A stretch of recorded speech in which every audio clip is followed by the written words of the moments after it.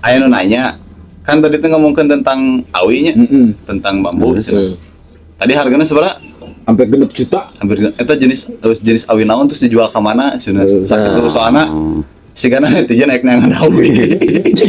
Tapi kan genep juta, Pak. genep juta. Jenisnya jenis dampit.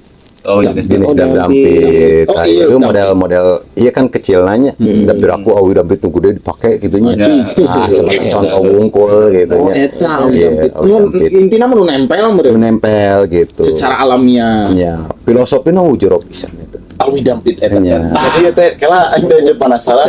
Ya jualan awi jualan filosofi. Kan kieu nya.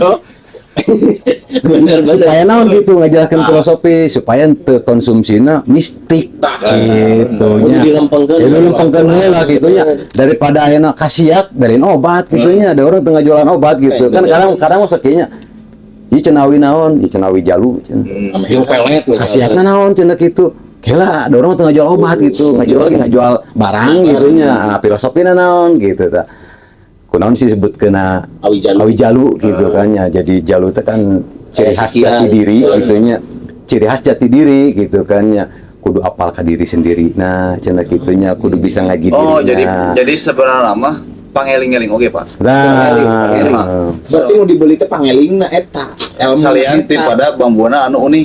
ya gitu kan anu sebagian dari promosi meureun gitunya gitunya Jadi dijualna hargana 6 juta adanya. lumayan Awi we enak mah.